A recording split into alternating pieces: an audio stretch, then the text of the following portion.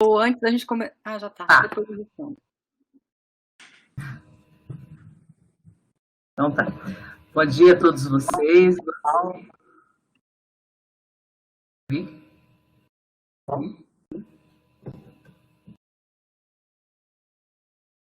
Posso continuar? Bom dia a todos vocês. Gustavo está falando alguma coisa? Não. Foi. Ah, tá. Agradecemos a presença de todos e vamos dar início a mais um webinário da série Pesquisa em Covid. Esses webinários estão sendo feitos todas as sextas-feiras, às 11 horas. É uma iniciativa não só da Pró-Reitoria de Pós-Graduação e Pesquisa, mas também da nossa reitora, da reitoria, que nos solicitou essa demanda, junto com o Comitê de Enfrentamento do Covid, Hospital São Paulo e todas as unidades universitárias que estão nessa rede aí de combate e de pesquisa ao Covid. Quero agradecer a nossa coordenadora de pesquisa, a professora Marimélia Porcionato, que vai coordenar o webinário, e principalmente aos nossos palestrantes, o Gustavo, a Roberta, o Rodrigo, por vão nos presenciar aí com conhecimento. Obrigada a todos. Obrigada, professora Lia. Eu gostaria de pedir que a Roberta e o Rodrigo também abrissem a câmera, que aí o pessoal já vê vocês, enquanto eu faço a apresentação. E aí, só avisando o pessoal que está assistindo pelo streaming, a gente tem nessa tela que vocês estão visualizando agora, as instruções, né, que a gente segue nesses webinários. Gustavo, por favor, desliga o seu microfone, por favor. Obrigada. Então, vocês estão assistindo pelo streaming e vocês podem nos fazer perguntas, né, que vêm pelo bate-papo. Então, os 3 palestrantes vão apresentar na sequência e depois eles aí a gente vai começar a fazer as perguntas. Mas se vocês quiserem fazer as perguntas já durante a apresentação deles, vocês já podem mandar, que aí eu vou compilando e passo para eles quando acabarem as apresentações, tá? Já vou até fazer um comentário, o Matheus Menezes, aí eu já aproveito e passo para os 3 palestrantes, que ele é estudante do 1º ano de Medicina e é do DCC, e eles estão organizando a criação de uma revista de divulgação científica com linguagem acessível. E ele gostaria de entrar em contato depois com vocês, né? Então, eu já estou aqui fazendo a apresentação, e aí acho que ao final vocês podem passar os e-mails para fazer o contato com o Matheus. Então eu vou agora passar a apresentação dos 3 palestrantes, né? O Rodrigo Portes Urechino, ele é bacharel de Ciências Biológicas, em modalidade médica, biomedicina, pela Unesp, tem mestrado e doutorado pelo programa de farmacologia da Escola Paulista de Medicina da Unifesp, e também um pós-doutorado também pela Unifesp, com um estágio sanduíche na University of Cambridge. No Institute of Medical Research. E atualmente o Rodrigo é professor adjunto do campus de Adema, da Unifesp, e ele atua em neuropsicofarmacologia, com ênfase em envelhecimento cerebral, doenças neurodegenerativas, apoptose, autofagia e neuroproteção. O segundo palestrante, o professor Gustavo da Silva Pereira, ele também é professor adjunto do Departamento de Farmacologia da Escola Paulista de Medicina, da Unifesp. Ele fez mestrado e doutorado pelo programa de pós-graduação em farmacologia, também na Escola Paulista de Medicina, com um doutorado sanduíche no Laboratório de Biologia Celular e Molecular do Instituto Lázaro Spallanzani e Università Tor Vergata em Roma, né, na Itália. Fez também outro pós-doutorado na Unifesp, e as suas áreas de atuação incluem a farmacologia, biofísica celular, biologia molecular, atuando principalmente nos estudos do papel da via de sinalização celular na autofagia, em modelos celulares de doenças metabólicas e outras doenças relacionadas. com o objetivo de buscar novos alvos terapêuticos para obesidade, câncer, doenças neurodegenerativas e, atualmente, Covid-19. E a professora Roberta Cessa Estiliano Yamaguchi, ela é formada em Ciências Biológicas, modalidade médica, né, biomedicina, da Escola Paulista de Medicina da Unifesp, com habilitação em Biologia Molecular e Análises Clínicas. Ela é mestre e doutora pelo Programa de Pós-Graduação em Biologia Molecular, também da Escola Paulista de Medicina, o pós-doutorado na área de biomateriais da University of California, no Biomedical Engineering Department da UC Davis, né? Universidade da Califórnia em Davis. Ela também tem um pós-doutorado do Departamento de Farmacologia da Unifesp. Atualmente, ela é professora assistente do Departamento de Ciências Fisiológicas na Santa Casa, onde ela desenvolve pesquisa relacionada à área de terapia gênica e celular via hidrogel de alginato para doenças do sistema osteomuscular e doenças raras, atuando nas áreas de terapia gênica e celular, autofagia, hidrogel de alginato, lesão muscular e doenças raras. Então, já em nome da Pró-Reitoria de Pós-Graduação e Pesquisa, e em nome da Unifesp, né, eu agradeço a presença dos três e eu passo a palavra para o Rodrigo.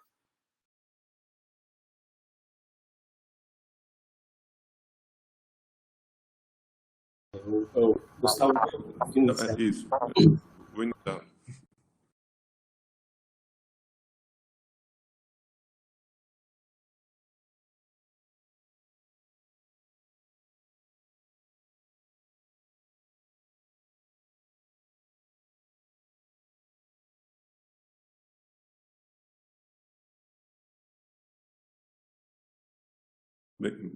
Bom dia a todos. Muito obrigado, professora Marimélia, professora Lia, pela oportunidade de compartilhar um pouco dos nossos projetos que estão sendo realizados no Departamento de Farmacologia em colaboração com outros departamentos na Unifesp, que eu sou professor do Laboratório de Sinalização em Morte Celular, do próprio Programa de Pós-Graduação em Farmacologia da Escola Paulista de Medicina. É um prazer estar com vocês para discutir um pouco sobre o tema relacionado às nossas pesquisas, que é os potenciais alvos e modelo de farmacologia experimental para o estudo da Covid-19. Aqui iremos abordar um pouco sobre o papel da autofagia, da sinalização estrogênica e da terapia gênica, posteriormente com o professor Rodrigo no estrogênio e terapia gênica com a professora Roberta. Aqui abordarei um pouco sobre o papel da autofagia como modelo em potencial para o estudo de novas doenças e novos alvos moleculares para novas terapias farmacológicas. Nessa apresentação abordarei os conceitos de autofagia, alguns tipos relacionados da autofagia, como também em sua importância como alvo molecular para novas terapias. Abordarei também a pesquisa com um novo mensageiro intracelular chamado ácido nicotínico adenina de nucleotídeo fosfato, que age em receptores no sistema endolisossomal, chamado de tio proteínas ou canais de 2 poros, e que observamos ao longo dos anos em nosso laboratório que essa sinalização é responsável por induzir a autofagia em vários modelos celulares. Dessa forma, essa sinalização a gente está estudando como possível alvo terapêutico para um novo alvo terapêutico para a Covid-19. Então, mas o que seria a autofagia? A autofagia, pelo próprio nome já diz, é fazer uma reciclagem dos seus próprios conteúdos celulares. Então, que é uma via de degradação altamente conservada nos mamíferos e regulada pela via catabólica do lisossomo, lisossomal, caracterizada pela formação de vesículas autofágicas, que é chamado de autofagossomo, de dupla membrana, que sequestram parte do citoplasma e proteínas mal formadas ou organelas danificadas e as direcionam para o lisossomo, onde ocorre a finalização desse processo numa etapa degradativa. Então, temos como a autofagia e na célula tem um potencial de forma endógena mesmo, de reciclar seus próprios conteúdos numa usina de reciclagem, em que ocorre os autofagossomos, ocorre uma captura seletiva dos conteúdos intracelulares para que sejam degradados de forma controlada no lisossomo.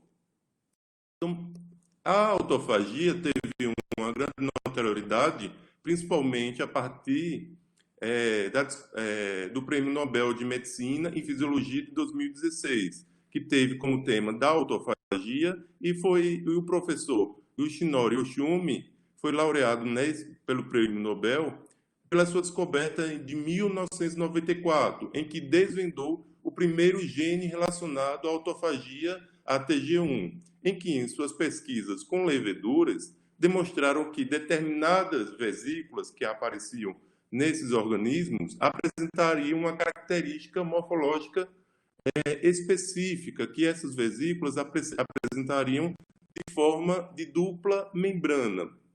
Então, mas como seria essa formação controlada desse processo de autofagia? Como funciona a autofagia? Então, a autofagia se dá a partir do isolamento de membrana, através de vários estímulos. Temos a autofagia basal no nosso corpo, porém, é potencializada através de determinados estímulos. A partir disso, ocorre a ativação de um mecanismo em que tem o isolamento de membrana, chamado de fagóforo. Após isso, tem uma etapa de alongamento dessa membrana, em que começa a capturar seletivamente o conteúdo a ser engolfado no chamado de autofagossomo. Então, quem seriam esses conteúdos? Proteínas mal formadas, organelas danificadas, que seriam direcionadas para uma organela dupla, chamada de autofagossomo. Após a formação do autofagossomos, temos que dar evidência à organela lisossomo, que apresentam mais de 50 hidrolases lisossomais, que apresentam a sua atividade ótima na presença do pH ácido. E esse pH ácido é controlado através de um sistema sincronizado de bombas H+ATPases, receptores e trocadores, que faz com que o pH intralisossomal seja ácido, para que essas organelas lisossomais estejam funcionantes e, ao final da autofagia, ocorra a formação como conteúdos sejam degradados. Esses conteúdos sendo degradados, eles são direcionados, os seus produtos, para um substrato para novas rotas energéticas dentro da célula. Então, a autofagia apresenta etapas da indução, execução e digestão. E é só realmente a autofagia quando tem todas essas etapas, na formação do autofagossomo e na finalização no autolisossomo. Então, o que pode induzir a autofagia? Pode ser a privação nutricional, como é o starvation ou intermittent fasting. Diversos fármacos já foram demonstrados que podem induzir, potencializar essa formação de autofagossomos, como também aumentar a biogênese lisossomal e também o estresse metabólico. O que esse autofagossomo pode degradar? Agregados proteicos, como em doenças neurodegenerativas, lipídios, no caso da obesidade, na lipotoxicidade, oncoproteínas, que são proteínas que conferem uma resistência a quimioterápicos, no caso do câncer, e bactérias e vírus, que aqui eu vou dar ênfase nesse tipo de autofagia, que é chamado de xenofagia. Então, apresentando dessa maneira, a autofagia apresenta um papel importante como alvo farmacológico, como também um potencial processo regulatório em várias doenças. Mas seria a autofagia um novo alvo terapêutico para a Covid-19? Então, para responder essas perguntas, é necessário a gente conhecer um pouco da estrutura dos coronavírus. Então, a gente tem, no caso, o coronavírus, uma proteína de nucleocapsídeo, proteínas de envelope, um RNA de fita simples, viral, uma proteína chamada proteína espícula, que apresenta uma importância no estudo de novos fármacos, porque essa proteína, também chamada no inglês spike protein, é importante para o reconhecimento do receptor da enzima conversora de angiotensina, que apresenta nas células do hospedeiro, como também a glicoproteína de membrana e uma membrana. Então, aqui é a morfologia do coronavírus. E em relação ao o outro coronavírus, que da doença SARS, do desconforto respiratório agudo, que apareceu em 2002, eles apresentam uma similaridade em relação ao mecanismo de infecção das células hospedeiras. Então, em 2002, tivemos a SARS, em que teve mais de 8 mil mortes, 8 mil casos e mais de 700 mortes, em 26 nações afetadas. Hoje, na Covid-19, temos mais de quase 6 milhões de casos, responsáveis por mais de quase 360 mortes e mais de 215 nações afetadas, sendo considerada dessa forma uma pandemia. Dessa forma, além desses dois coronavírus, apresentam uma similaridade em relação ao seu mecanismo de infecção. Daí, o estudo para o novo SARS-CoV-2, o chamado SARS-CoV-2, apresenta um grande avanço, que em alguns estudos relacionados com o SARS-CoV serviram como base para os estudos da farmacologia no SARS-CoV-2. Ambos apresentam a enzima de ligação a ECA2 na célula do hospedeiro. Também é alvo da clivagem da proteína espícula pela protease transmembrana de serina 2, que apresenta também na membrana do hospedeiro, sendo que na eficiência da neutralização do soro convalescente da presença de anticorpos, o SARS-CoV-2 apresenta uma neutralização moderada por esses anticorpos e o SARS-CoV-1 apresenta uma neutralização efetiva, alta. Então, como o mecanismo de infecção do SARS-CoV-2 pode se interrelacionar com o mecanismo de autofagia? Então, se percebemos aqui a infecção do vírus, ela reconhece o receptor, a ECA2, como também é alvo da atividade da protease serina 2 transmembrana.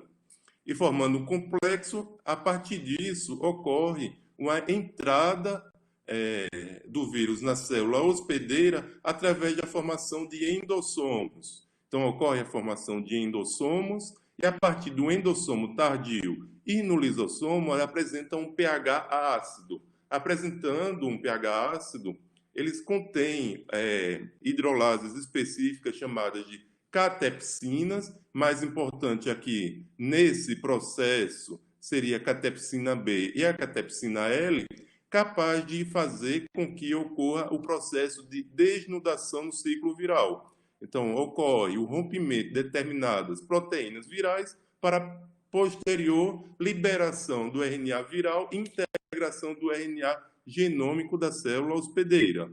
A partir disso, da etapa da endocitose aqui, e encontra o lisossomo participa tanto dessa via endossômica, como também da autofágica, em que o lisossomo irá, através da fusão do autofagossomo ao autolisossomo, que contribuirá também para a liberação do RNA do SARS-CoV-2. A partir dessa liberação do RNA viral, ocorre o processo da tradução e a montagem de novas proteínas e novas vesículas, proteínas do capsídeo viral e novas vesículas para posterior exocitose e o estímulo da atividade imunogênica e inflamatória. Mas como seria o mecanismo de ação e como a autofagia poderia contribuir para fármacos na Covid-19? Então, nos perguntamos, será que a autofagia reduziria a expressão da proteína ECA2 na superfície celular, da membrana hospedeira, da membrana da célula hospedeira, como também, será que a autofagia inibiria a fusão do SARS-CoV-2, assim implicando e diminuindo a carga viral dentro da célula, ou seria a modulação do fluxo autofágico? Seria importante um processo de inibição da replicação viral? Para cada uma dessas questões, a gente já tem algumas respostas em relação à literatura científica. Em relação ao pH do lisossomo, o pH ácido do lisossomo ela serve tanto para a síntese de proteínas virais, como a proteína spike, a proteína espícula, como também o pH ácido do lisossomo faz com que ocorra e contribua na síntese da proteína ECA2, que será expressa na membrana da membrana da célula hospedeira. Então, temos aqui a estrutura molecular da ECA2, como também da spike protein, apresentando sítios de ligação desse receptor com a proteína ECA2, da ECA2 com a proteína spike, apresentando regiões de similaridade em relação ao SARS-CoV-2, como também ao novo coronavírus, através do sequenciamento dessas proteínas. Consequentemente, observou-se que o SARS-CoV-2 apresentaria o mesmo sítio de reconhecimento do SARS-CoV-1. Então, apresentando uma similaridade na sua morfologia, consequentemente, nos seus sítios de ligações específicos do receptor ECA2, como também da proteína spike, contribuindo para o mecanismo de infecção. Em relação à inibição da atividade da fusão de SARS-CoV-2, alguns fármacos, como inibitórios da atividade autofágica, dentre eles a cloroquina, a famosa cloroquina, que está tão em discussão nesses últimos tempos, em que ela atua, é um fármaco de base fraca, lisossomotrópica, e ele atua diretamente nos endossomos tardios e nos lisossomos, causando um aumento do pH lisossomal. Se ocorre um aumento do pH lisossomal, a atividade das catepsinas responsável pela degradação desse vírus também será, no processo de desnudação desse vírus, consequentemente seria afetado. Então, dessa forma, alguns estudos, aqui eu cito um estudo in vitro, que foi realizado em células, o primeiro relacionado com o SARS-CoV-2, em 9 de março, que foi realizado a partir de um grupo de pesquisa na China, em que utilizou um esquema de farmacológico in vitro, como também na farmacocinética, para o estudo do potencial efeito da cloroquina e da hidroxicloroquina no SARS-CoV-2, na Covid-19. Então, nesse estudo, eles demonstraram que, em diversas concentrações, numa curva concentração-resposta da cloroquina, como também da hidroxicloroquina, em células, num sistema in vitro, em 24 horas ou 48 horas, elas foram responsáveis pela inibição da replicação viral, diminuindo a carga de infecção pelo novo coronavírus, pelo SARS-CoV-2. Além disso, foi demonstrado que a hidroxicloroquina seria mais potente do que a cloroquina. Porém, a partir de março, houve uma série de estudos em diversos países, em diversos grupos de pesquisas, como todos nós acompanhamos no noticiário, até um trabalho relacionado que foi publicado em 22 de maio na The Lancet, ou seja, na semana passada, na sexta-feira passada, em que demonstrou o efeito da hidroxicloroquina e da cloroquina na presença ou na ausência de antibióticos da classe do macrolídeos, claritromicina ou azitromicina, no tratamento da Covid-19, num estudo multinacional envolvendo 6 continentes. em que foi observado, a partir de uma análise de mais de 96 mil pacientes que a receberam tratamento com a cloroquina e na presença ou na ausência de antibióticos, macrolídeos ou hidroxicloroquina, na ausência de antibióticos, que esses pacientes não apresentaram no seu quadro clínico um efeito benéfico adicional em relação a outras terapêuticas. Além disso, nesse protocolo experimental, houve um risco aumentado do prolongamento QT no coração, causando arritmias nesses pacientes, sendo uma reação adversa a esse protocolo terapêutico grave para esses pacientes. Então, dessa forma, nesse estudo conclui que não houve um efeito benéfico do uso da cloroquina ou hidroxicloroquina nesses pacientes diagnosticados com a COVID-19. E também, em relação a esse último tópico aqui, na modulação do fluxo autofágico e, portanto, inibindo a replicação viral, temos o estudo do ácido nicotínico adenina de nucleotídeo fosfato, que é um novo segundo mensageiro, que foi o mais recente segundo mensageiro intracelular, que foi descoberto, e ele está relacionado tanto com a sinalização de cálcio, como também na indução da autofagia.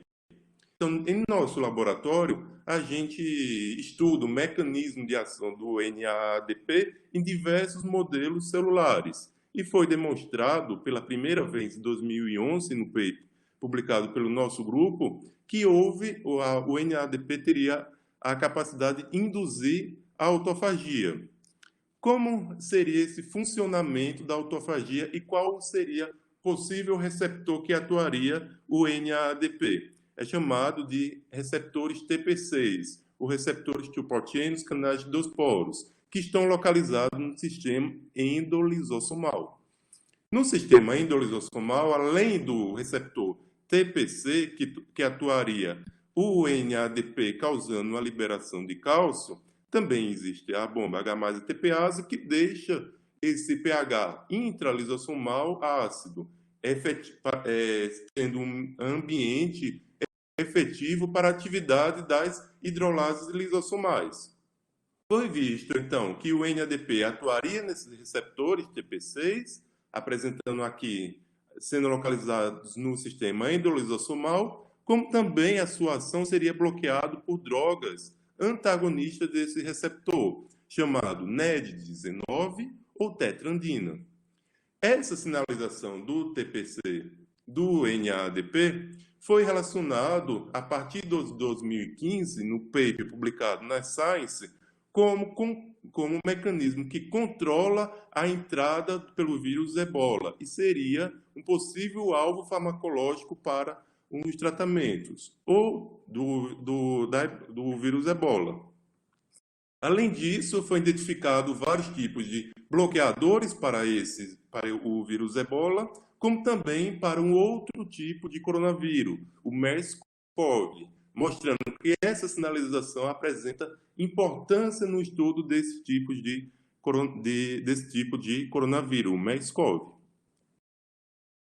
Aqui eu vou falar alguns resultados relacionados num paper publicado na Science em 2015, em que eles demonstraram, pelo tratamento in vitro de células tratadas com diferentes concentrações do bloqueador do receptor TPC, ocorreu uma diminuição da infecção pelo vírus Ebola, tanto utilizando células tratadas com a tetrandina, como também com o NED19, antagonismo do receptor TPC, causando uma diminuição da infectividade pelo vírus Ebola.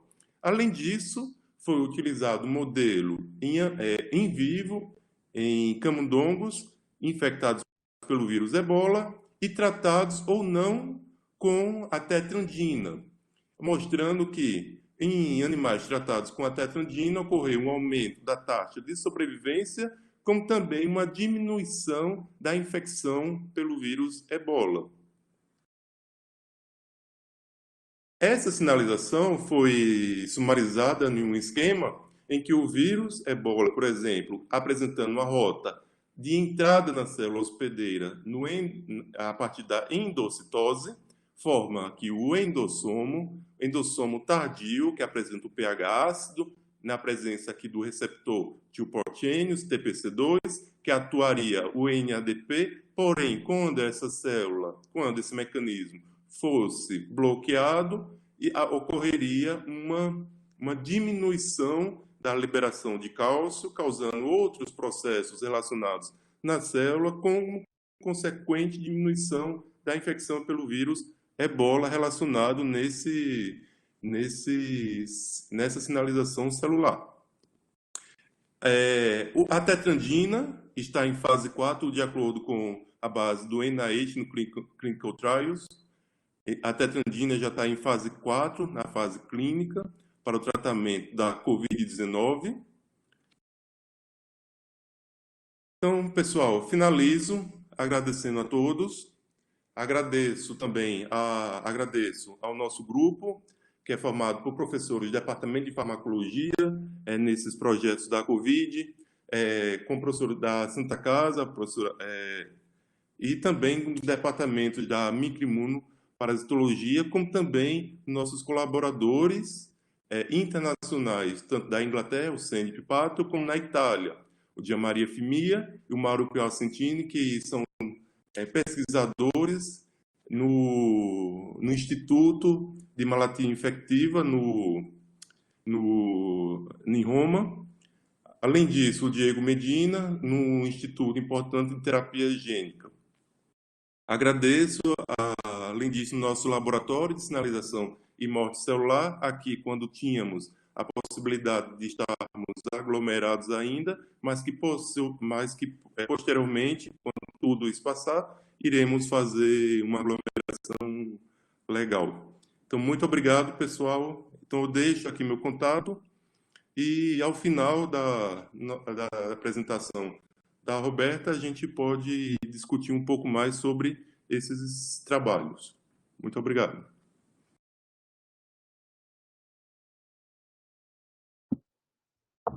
Obrigada, Gustavo. Então, agora o Michel vai compartilhar a apresentação do Rodrigo, né?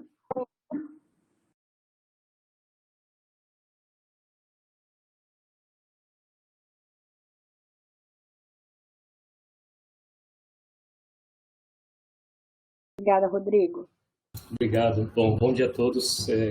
Primeiro agradeço a professora Marimélia, a professora Lia e a organização do webinar da Unifesp, com o apoio da Pró-Reitoria de Pós-Graduação e Pesquisa, em especial os nossos colaboradores aí que estão na batalha, essa batalha científica contra o coronavírus, que é a Roberta. Vou deixar para a Roberta agradecer no final, a gente tinha combinado para ela agradecer no final todos os colaboradores e os apoios que a gente está recebendo.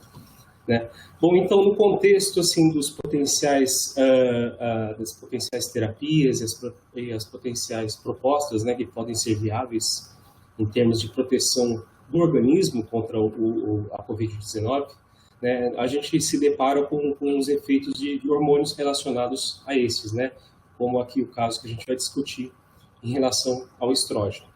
Bom, a ideia dessa apresentação é apresentar, mostrar alguns trabalhos, né, e dados que nos levaram, então, a investigar o papel, né, do estrógeno na Covid-19, para despertar um pouquinho da curiosidade e também do interesse, né, por esse hormônio tão importante aqui, né, no homem e na mulher, e se estudar um pouco mais sobre ele e o potencial que ele pode ter na Covid-19. Bom, só ocultar aqui. Então, o professor Gustavo, ele deu uma ótima introdução, né, sobre esses aspectos semelhantes e essas diferenças do SARS-CoV-1, né, que a gente pode chamar de SARS-CoV-1 e o SARS-CoV-2, que está causando a Covid-19. Tem muitos tipos celulares que eles são infectados, né, de maneiras semelhantes, muitos tecidos que são, né, tecidos, órgãos, sistemas nossos que são afetados, né? E tem uma determinada homologia, né, entre o SARS-CoV-2 e o SARS-CoV. Mas o que eu queria discutir com vocês nessa apresentação em relação aos hormônios, né, ele tem embasamento no conhecimento científico, no conhecimento clínico que se foi acumulando durante essas décadas de pesquisa com vírus, né, em especial o SARS-CoV. Então, essa grande diferença, né, que a gente observa aí, principalmente nesses dados epidemiológicos, o Gustavo apresentou aí os dados mais atualizados que o meu, que eu consultei aqui no dia 27/5, né, tá aproximadamente quase 6 milhões de pessoas que foram diagnosticadas com a Covid-19 e mais de 350, quase 360 mil mortes, né? É uma diferença muito grande em relação ao SARS-CoV-1, com aproximadamente 8 mil casos e mais de 700 mortes. E o que chama a atenção, o que chamou a atenção da gente e de diversos pesquisadores também, é que existe uma certa diferença aí em relação ao gênero, né? Em relação à severidade da doença, a taxa de hospitalização e o número de mortes. Aqui eu mostro para vocês aqui os dados dessa iniciativa aqui, que é o Global Health 50/50, vocês podem acessar por esse site na internet, que mostra que tem uma diferença clara aqui nos dados dos Estados Unidos das mortes dos homens em relação às mortes das mulheres. E alguns dados mais atualizados aí, que são atualizados quase que diariamente, a gente costuma consultar pela New York City Health, que são os casos na cidade de Nova York, que é o epicentro da Covid-19 nos Estados Unidos. A gente observa que o número de casos, né, ele é mais ou menos semelhante. Tem homens, eles estão sendo, tem mais casos de homens infectados que mulheres, um pouco mais, mas ele está numa proporção semelhante. Agora, quando a gente observa o número de hospitalizações, né, a cada 100 mil pessoas, a gente observa uma grande diferença, né, e o número de mortes, a gente tem aí mais de um percentual, aproximadamente mais de 40% a mais de mortes em homens e mulheres. Então, isso aí chamou a atenção, né, para se investigar o papel, né, dessa diferença entre os gêneros aí na Covid-19. Então, esses dados aqui são dados epidemiológicos e esse artigo aqui que eu trago para vocês é um artigo que foi publicado, eu acho que mais ou menos uns 2 meses atrás, se eu não me engano, que fala de diferenças de gêneros, isso com dados da Covid-19 em 6 cidades da China, né? Mostrando então que o grau de severidade dessa doença nos indivíduos do sexo masculino é bem maior, né, do que das mulheres, né? A porcentagem de sobrevivência também ela é menor dos homens, né, que são hospitalizados, e tem uma diferença muito grande em relação a homens e mulheres, né? Então a gente consegue observar, né, nesses dados que tem uma amostragem muito grande, né, porque essa pandemia está afetando muito mais gente do que o SARS-CoV, aquele lá de 2002. Mas será que tem dados relacionados a esse SARS-CoV anterior, relacionando então essa diferença de severidade da doença, de mortalidade? Eu encontrei esse artigo aqui, né, de 2004, que ele está relacionado então à primeira pandemia, mostrando então que a gente observa o mesmo padrão, né? Uma quantidade muito maior de homens afetados, essa é a razão de homens por mulheres afetadas, né? Naqueles 776 casos, né, de mortes pelo SARS-CoV-1, e a gente consegue observar então também que os homens estavam sendo mais afetados, né, do que as mulheres. E eu vou transcrever aqui a conclusão, né, colocando aqui entre aspas, né, a conclusão desse estudo, né, que a razão, né, dessa maior fatalidade, né, dos homens em relação às mulheres não é conhecida, né, mas se especula então que pode ter uma diferença entre os regimes de tratamento, o fumo, ou que o homem ele acaba se cuidando menos que a mulher vai mais frequentemente ao clínico se consultar, e tem essas diferenças de imunidade aqui de gênero específicas, né? isso aí poderia estar, sim, associado a alguns fatores protetores do estrógeno, né? E todos esses trabalhos aqui, né, realizados anteriormente, né, eles nos remetem aí a muitos dados atuais.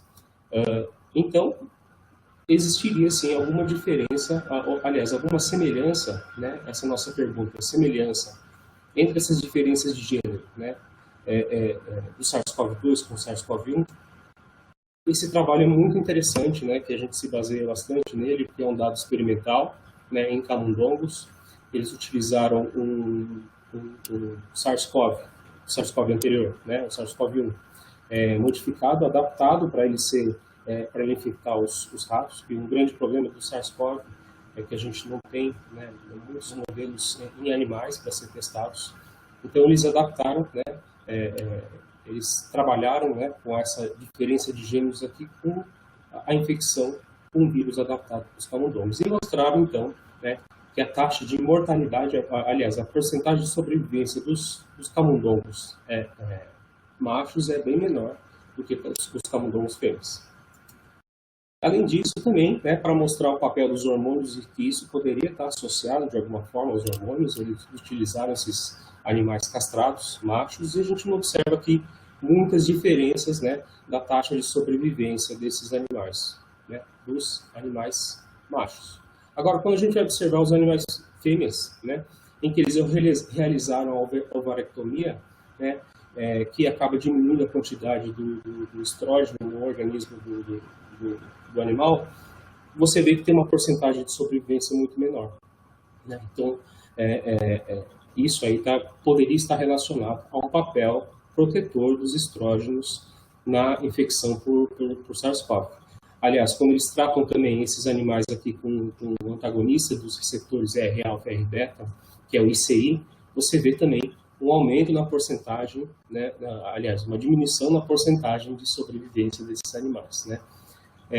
Mostrando assim, né, evidenciando que esses hormônios aí, os hormônios, o estrógeno em particular, ele pode ter um papel importante nessa sobrevida dos animais infectados pelo SARS-CoV.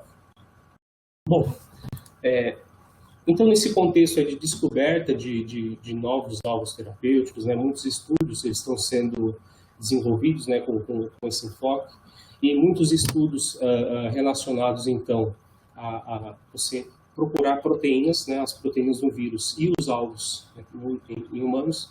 Esse trabalho aqui, que foi publicado, foi disponibilizado aqui nesse portal de preprints, ele fez um trabalho bastante interessante, né, clonou diversas proteínas do SARS-CoV-2 e fez uma análise de espectrometria de massa para ver a interação proteína-proteína com alvos humanos, né?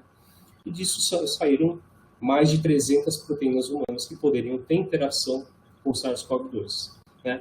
Esse é um artigo bem completo, né? Ele tem bastante, muito rico em detalhes, mas o que eu queria chamar a atenção é nesse contexto, né, que um outro artigo publicado um pouquinho depois, né, ele utilizou essa base de dados aí, né, que o artigo anterior gerou, para mostrar que o estradiol está relacionado à alteração da expressão gênica de mais de 60% dessas proteínas humanas, né, que estariam relacionadas ao SARS-CoV-2, né? Então, mostrando assim que o estrógeno ele pode ter sim um papel potencial aí de investigação, né, em ensaios in vitro, depois ensaios em animais, para ser um possível alvo terapêutico, né, seja como adjuvante, né, nessa terapia, para a gente ter uma proteção maior do nosso organismo em relação a essa infecção da Covid-19. Rapidamente aqui, os principais efeitos dos estrogênios, eles têm vários efeitos no nosso organismo, não está relacionado só ao aparelho reprodutor, né? Tem ações no desenvolvimento, tem ações metabólicas, efeitos nos ossos, alteração do perfil lipídico, coagulação, tem efeitos citoprotetores, né? Muitos efeitos cardiovasculares e também tem os efeitos no aparelho reprodutor e controle neuroendócrino do ciclo menstrual. Em relação à sinalização do estrógeno, existem duas vias principais, né, que se discute muito, que é uma via que a gente fala que é uma via genômica, né, que é uma via que demanda a transcrição gênica. Então, o receptor, o estrógeno, ele se liga ao seu receptor, né, muda, tem uma alteração da conformação dessa molécula, desse receptor, eles vão se dimerizar e se ligar em regiões específicas do DNA, né, que contém o chamado elemento de resposta ao estrógeno, que está no promotor dos genes, né? Juntamente com a cascata de coativadores, ela vai levar então a expressão gênica. Essa não é a única via de produção de transcrição de proteínas modulada pelo estrógeno também, né? Porque existem também receptores de membrana, né, dos estrógenos, que podem levar então à ativação da cascata da via da lactinase, né? Além do que um receptor de estrógeno ligado à proteína G, né, que a gente chama de GPE, né, esse é o nome dele, o GPE, que ele pode modular então a sinalização de cálcio, que o professor Gustavo falou anteriormente, modular a via do AMP cíclico e levar também a transcrição de genes e levar uma resposta rápida, que esse é o outro tipo de resposta que a célula pode dar em relação à ativação por estrógenos. Então, tem uma resposta mais, que é chamada de genômica, né? Então, tem a sinalização genômica, e tem uma resposta mais rápida, que está sendo modulada por diversos mensageiros intracelulares. O estrógeno também, vários compostos relacionados ao estrógeno, existem os agonistas e os antagonistas. Os agonistas, eles têm ações semelhantes ao estrogênio, e os antagonistas, ações que bloqueiam, né, essas ações estrogênicas. E existem também os moduladores seletivos dos receptores estrogênicos, né? A gente fala bastante deles aí no contexto dos vírus, que alguns deles, como eu vou mostrar um pouquinho mais para frente, teve alguma eficácia em outras infecções virais anteriores, né? O tamoxifeno, por exemplo, que é um deles, né? Então, em alguns órgãos eles têm ações agonistas, e em outros eles têm ações antagonistas. Vai depender do tipo de célula, do tipo de tecido que está sendo, em que o estrógeno, em que esses moduladores seletivos estão agindo. Esse artigo aqui, publicado na Cell Discovery, é bem interessante também, que eles fizeram uma análise in silico, né, no efeito de uma biblioteca de vários compostos, né, isso com base nos dados anteriores, publicados, interação proteína-proteína, interação fazendo aqueles dockings moleculares, né, e eles observaram que o torenifeno, né, é um dos 16 candidatos, poderia ser um dos 16 candidatos que eles selecionaram para poder ser testados em ensaios in vitro, né. O torenifeno também é um modulador seletivo dos receptores de estrógeno, assim como o equilínio, né. Então, o estrógeno, ele pode ser, né, de alguma forma, esses resultados indicam de alguma forma que os estrógenos ou compostos relacionados ao estrógeno, eles podem ter algum papel. Isso tem que ser, claro, testado em diversos modelos. O Gustavo também falou em relação ao vírus Ebola, e aqui eu trago um dado interessante aqui do clomifeno e do torenifeno, né, que eles estão em animais, eles aumentam a taxa de sobrevivência quando infectados pelo vírus Ebola, e em ensaios in vitro também eles mostram uma certa efetividade para diminuir essa carga viral, né, em tipos celulares diferentes. Não sei se quem está acompanhando os trabalhos in vitro da Covid-19 ouve muito falar dessa célula, desse tipo celular, que é a Vero E6, né, que é uma célula em que o vírus se replica muito fácil, uma célula padrão, né, para se obter, né, a produção desse vírus nas células, né.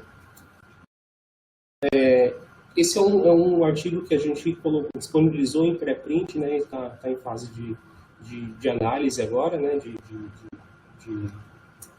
submissão, né, sugerindo, então, né, que os estrógenos eles podem estar relacionados a alguns fatores, né, como, por exemplo, a modulação da ECA2, que o Gustavo falou anteriormente. Então, a ECA2 é muito importante para o vírus reconhecer a célula hospedeira e ser internalizado, né, tendo a clivagem, então, da proteína spike por aquela serinoprotease que o Gustavo falou para vocês, né, e também receptores que estão associados a processos inflamatórios.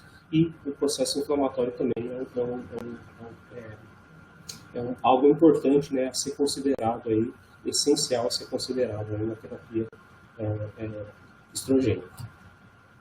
Esse é um dado aqui também de um artigo que saiu, né, recentemente, foi disponibilizado em preprint, de análise da literatura, sugerindo também que os estrógenos eles poderiam estar associados a essa modulação entre essas proteínas TMP, RSS2, que é a serinoprotease, e também a AC2, mostrando então que o estrógeno, isso baseado em experimentos, em ensaios anteriores, aqui é um tipo celular, né, de câncer de mama, mostrando então que os estrógenos eles podem estar modulando a expressão gênica dessa TMP-RSS2, reduzindo, e nesse artigo que foi publicado na semana passada, né, mostrou que os níveis da proteína AC2 elas podem ser diminuídas pelo tratamento do estrógeno, né, em um tipo celular específico. Então, isso está sugerindo, né, está levantando bastante evidências de que o estrógeno ele poderia estar agindo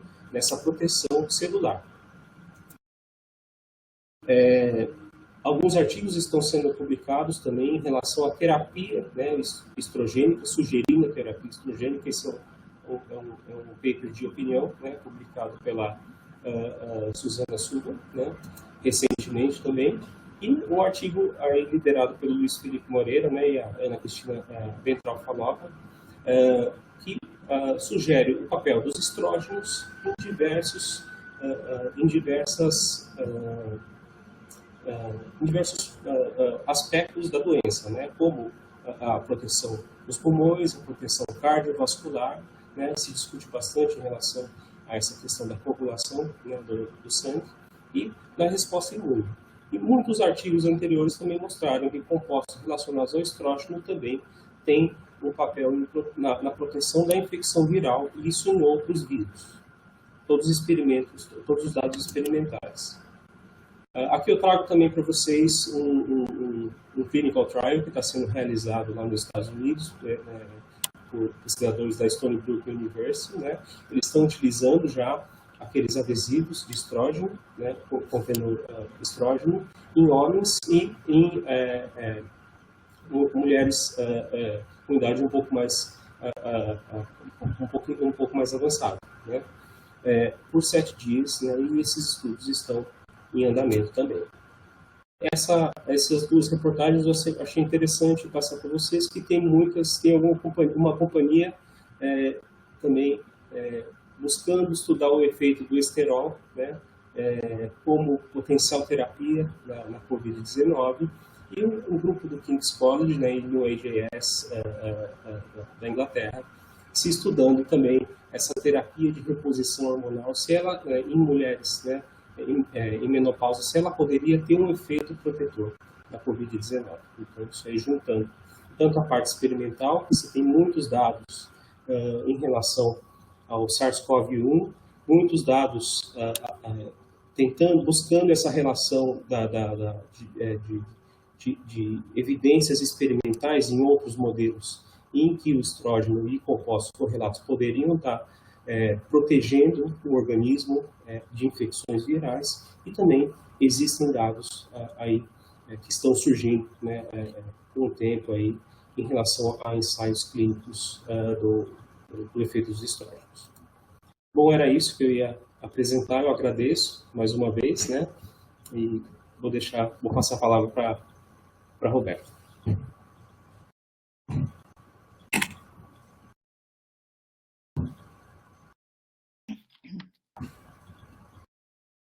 Olá, gente, bom dia. Eu prometo que eu não vou segurá-los por muito tempo. Vocês já ouviram bastante coisas. Primeiro, eu gostaria muito de agradecer a professora Marinélia, a professora Lia, né, pelo convite. É um prazer estar aqui conversando com vocês hoje, tá bom? E aí eu vou apresentar, falar um pouquinho sobre terapia gênica, que é um tema, né, novo e que já está sendo aplicado para SARS, né? Então, eu vou falar um pouquinho das abordagens, né, de terapia gênica para tratamento da COVID-19 em especial. Bom, deixa eu só colocar aqui um apontador. Então, primeiro, vamos começar com a definição, né? O que é terapia gênica? Então, basicamente, terapia gênica é o uso de genes em células de pacientes, tá? E para que a gente faz isso, né? Ou a gente pretende alterar o curso de uma condição médica, ou restabelecer uma função, ou estabelecer uma nova função, ou alterar a expressão de um gene endógeno dentro da célula, sempre no sentido de realizar uma terapia. Então, basicamente, para vocês terem uma ideia do cenário mundial, a maior parte dos ensaios, né, de terapia gênica estão na fase 1, aproximadamente 56%, mas já tem bastante estudos em fase 4, inclusive fármacos que já estão disponíveis, que eu vou mostrar para vocês. E grande parte desses ensaios, eles envolvem, né, câncer, né, a grande maioria, seguido pelas doenças monogênicas, doenças genéticas. Então, aqui eu trouxe uma lista bem importante de todos os fármacos que já, à base de terapia gênica, que já foram aprovados ao redor do mundo. Então, desde 2004, nós tivemos o primeiro fármaco desenvolvido na China, que é o Genedicine, na base de um vetor adenoviral para tratamento de glioblastoma, expressando o gene P53. E a partir de então, vários outros fármacos foram sendo liberados, né? O Libera na Europa, o Milig nos Estados Unidos, e recentemente, né, teve um boom ali da terapia gênica, né, de aprovações pelo FDA. Então, a maior parte aqui, ó, o Yescarta, Luxturna, Kymriah, Zolgensma, todos aprovados pelo FDA. E, inclusive, vocês já devem ter ouvido falar nas CAR-T-cells. Então, as CAR-T-cells, né, elas são utilizadas, né, modificadas com vetores retrovirais e lentivirais, e são utilizadas para tratamento, né, de linfoma agressivo não Hodgkin e também leucemia linfoblástica aguda. Então, foi um grande marco, né, muito recente aí da terapia gênica, né, para essas doenças. Isso já são fármacos aprovados, né, que já estão em uso. Então, basicamente, a terapia gênica ela pode ser realizada de diversas formas. Então, nós temos a terapia celular, que seria somente o uso de células, a terapia gênica in vivo, que seria a aplicação direta, né, ou de um vetor plasmidial, ou de vírus, né, nós temos vários tipos de vetores virais que poderiam ser colocados, injetados diretamente no paciente para expressar o gene de interesse ou suprimir a expressão de um gene. Ou também nós temos a chamada terapia gênica ex vivo, que seria o uso de células, nós modificaríamos nessas células provenientes do paciente com plasmídio, e essas células seriam transplantadas novamente para o paciente. Ou ainda, essas células seriam modificadas com vetores virais, e posteriormente essas células também retornariam para o paciente. Então, todas essas abordagens podem ser realizadas no contexto da terapia gênica. Bem, quais vetores são os mais usados? Nós temos diversos vetores, eu coloquei aqui os principais, que são os mais clássicos, né, os mais estudados. Então, nós temos os não integrativos, aqueles que não integram no genoma da célula hospedeira, e os integrativos. Então, os não integrativos seriam, por exemplo, os vírus adeno-associados, também chamados de AAV, os adenovírus, que são bastante utilizados para vacinas, né, eles são imunogênicos, então eles são muito utilizados, né, nesse contexto, principalmente agora no desenvolvimento de vacinas para Covid-19, tem diversos trabalhos já usando adenovírus, e o plasmídio, que também é bastante utilizado. Já dos integrativos, nós temos os retrovírus e lentivírus. Lembrando que a diferença entre os dois é que os lentivírus, eles integram, né, o genoma deles em células quiescentes, já os retrovírus, eles integram em células que estão em multiplicação.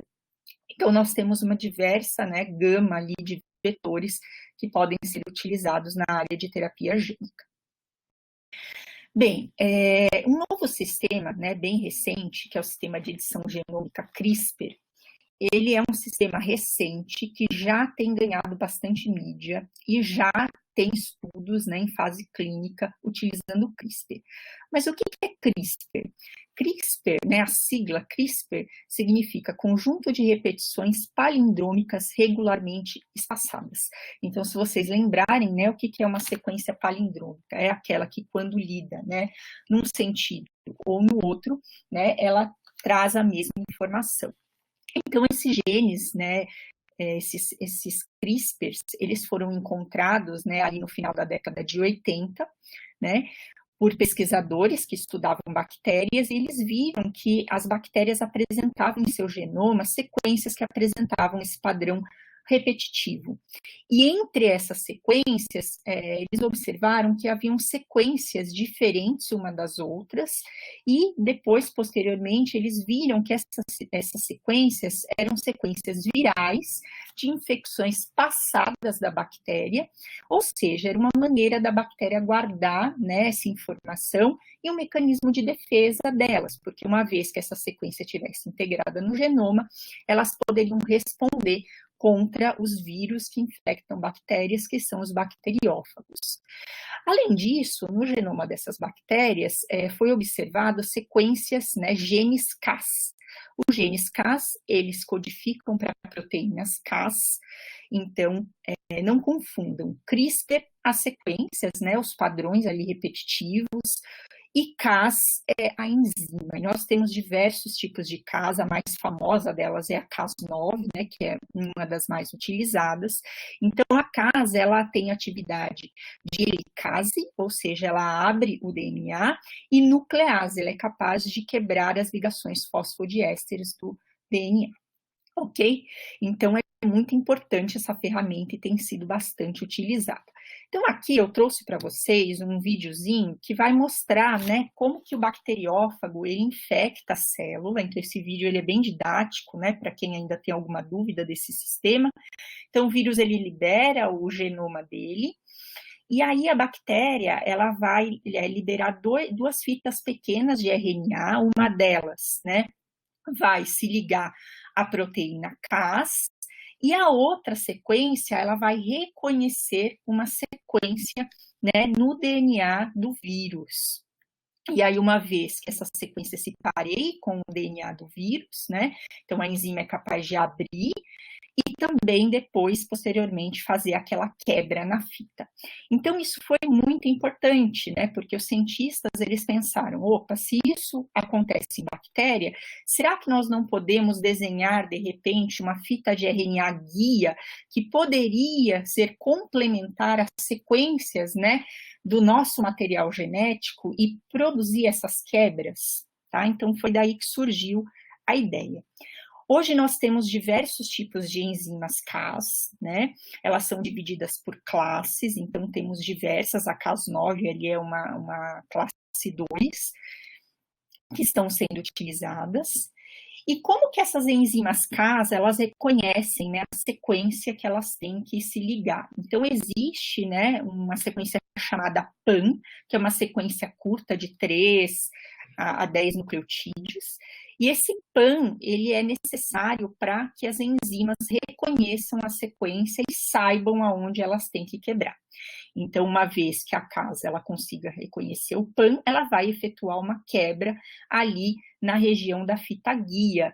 Então, o primeiro passo para as pessoas que querem trabalhar com CRISPR é verificar, né, se na sequência que você quer fazer edição genômica existe uma sequência PAN, né, próxima, porque é necessário para o reconhecimento da enzima. E aí, cada enzima Cas, ela tem uma sequência diferente, então isso abre aí uma gama, né, de estudos e usos para esse sistema CRISPR-Cas.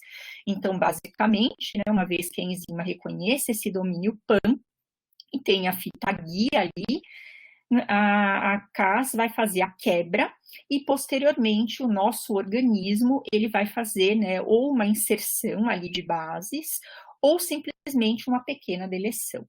Além disso, a gente pode também colocar um braço homólogo, e aí eu poderia adicionar uma sequência, né, ali que eu queira, né, por recombinação homóloga naquele local onde ocorreu a quebra.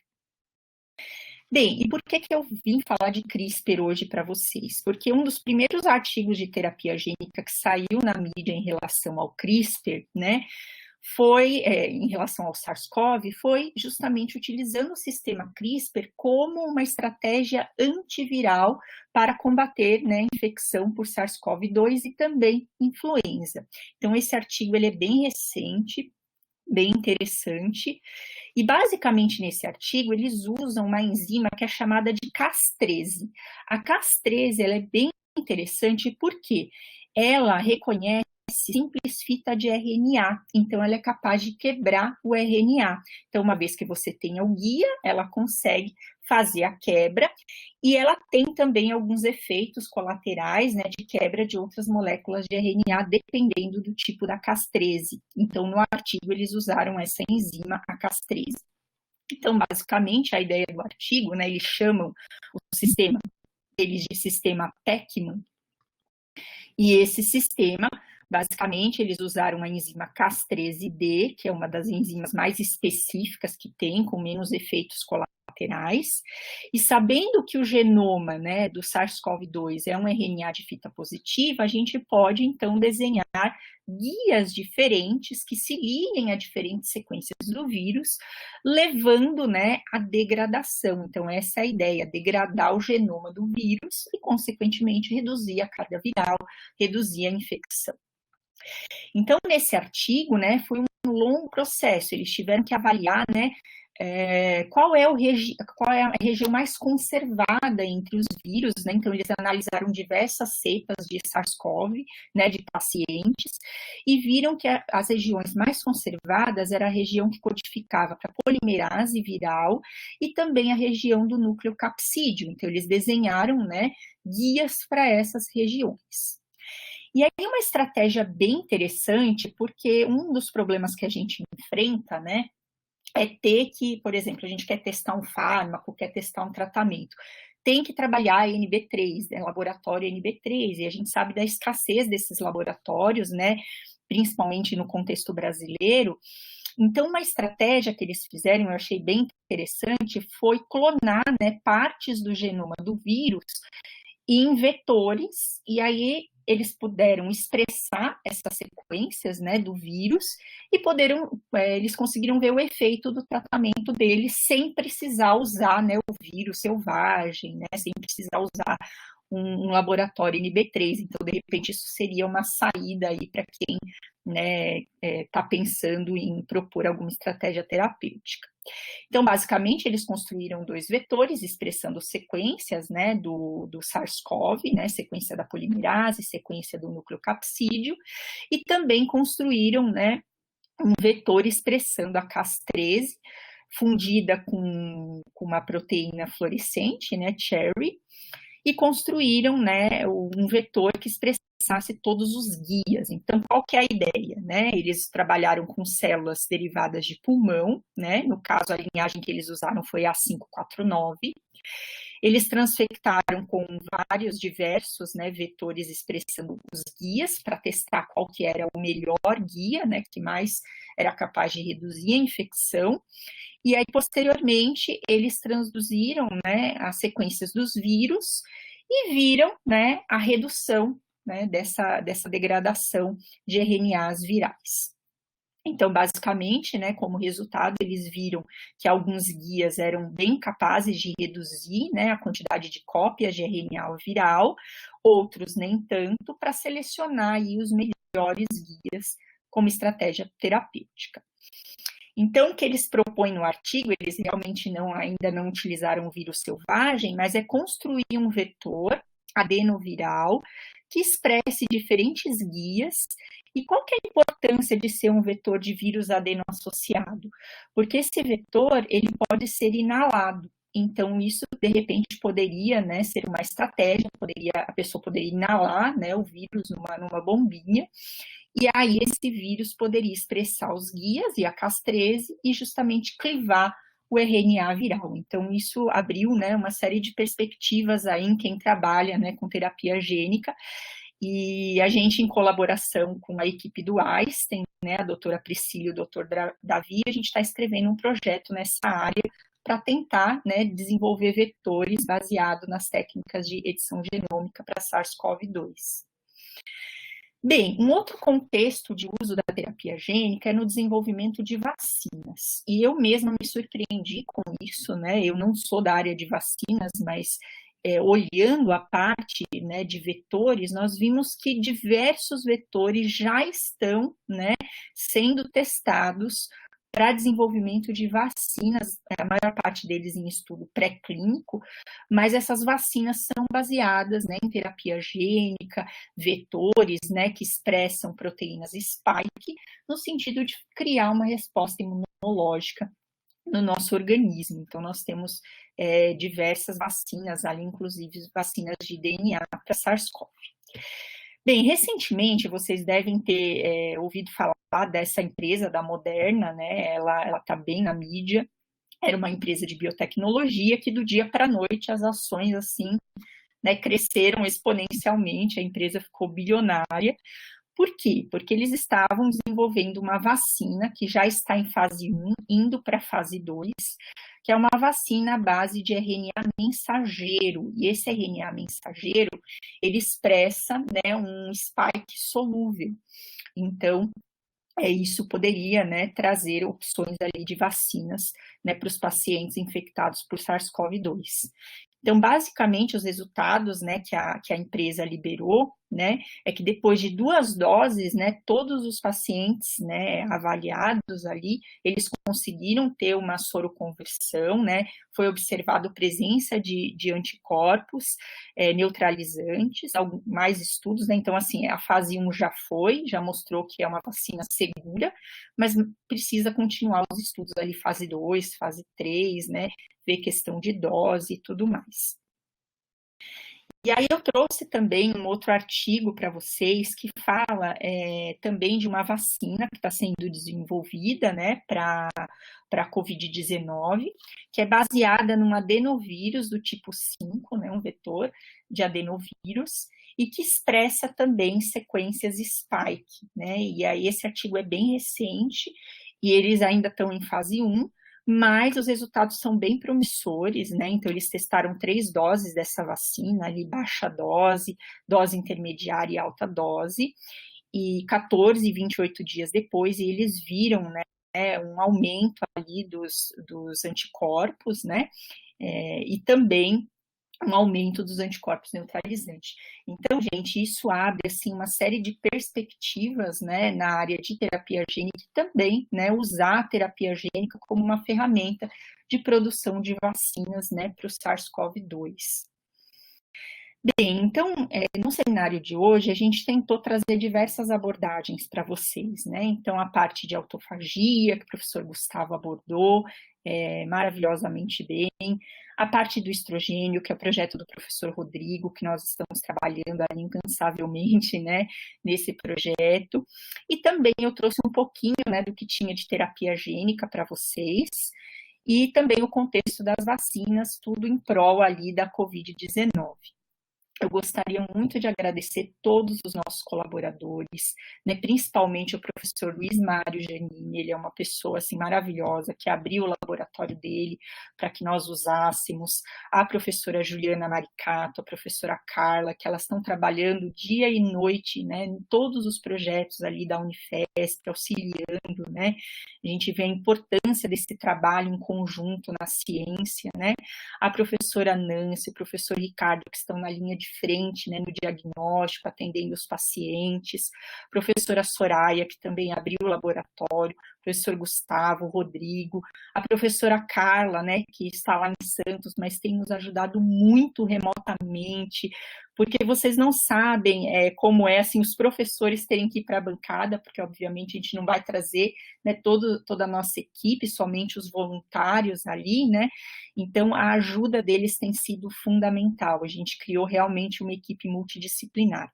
Queria agradecer o Laboratório de Endocrinologia Molecular e Translacional, onde nós estamos fazendo os experimentos, né, que não necessitam de mexer no vírus, o INFAR também, e alguns alunos que também estão na linha de frente, que estão quebrando a quarentena, mas em prol de algo muito maior, o Anderson Leão, a Angélica Jardim, a Cíntia Silva Bartolomeu, o Luiz, a Michele Nichinho, a Roberta Lenes e a Thaisa Bassani, que estão ali na linha de frente, também fazendo todos esses experimentos no nosso projeto.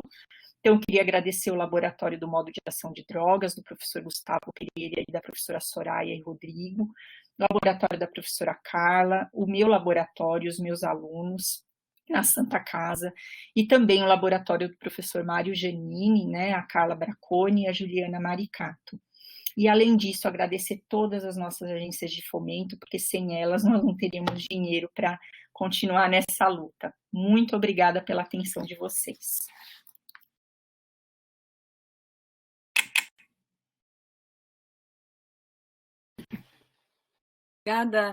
Obrigada, Roberta, Rodrigo, Gustavo. Eu queria pedir, então, para o Rodrigo e o Gustavo, se eles puderem ligar a câmera, tem várias perguntas.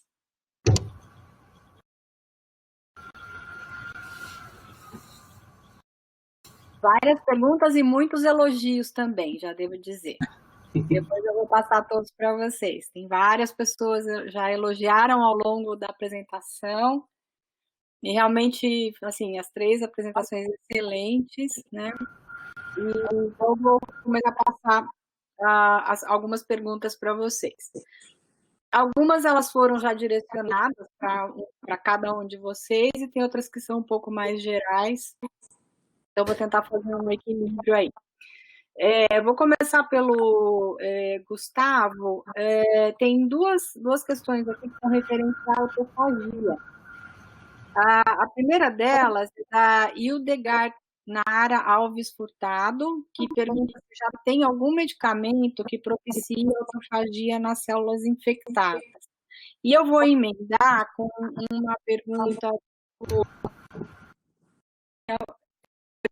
do Joel Machado, que apesar da inibição da autofagia ter o potencial para bloquear a entrada do vírus nas células, a inibição da autofagia também bloqueia a apresentação de antígenos pelos macrófagos, o que inibiria a ativação da imunidade adaptativa. Então, ele pergunta se dessa forma, se a possível utilização dos inibidores precisaria considerar um regime de administração após a resposta imune adaptativa contra o vírus se desenvolver, que é o que acontece normalmente a cada 4 a 7 dias. Então, que vocês comentassem um pouco sobre a possível relação dos inibidores de autofagia e esse efeito na resposta contra a Covid-19. Em relação aos fármacos que são utilizados que induzem ou inibem a autofagia, já temos alguns fármacos, por exemplo, lítio, rapamicina, metformina, que são clonidina, induzem a autofagia, mas não foram testados ainda em algum tipo de infecção. Em relação especificamente ao SARS-CoV-2, o que tem mais em evidência é a questão da cloroquina. A cloroquina foi testada, já foi utilizada em diversos ensaios, tanto in vitro como em vivo, em animais como em pacientes, e não demonstrou especificamente, embora que possa estar inibindo o processo de autofagia e expressão de antígenos e também causando uma questão da imunidade, uma resposta imunogênica, e isso não foi verificado no caso da uma melhora no quadro clínico em pacientes com a Covid-19. Então, em relação a fármaco que foi utilizado em células, em pacientes infectados, temos só os estudos relacionados à cloroquina e hidroxicloroquina, que sabidamente inibe a fase final da autofagia. Porém, o quadro clínico, quando foi em pacientes, ainda não foi benéfico. Houve um fator benéfico no uso da cloroquina, nos estudos utilizados até agora.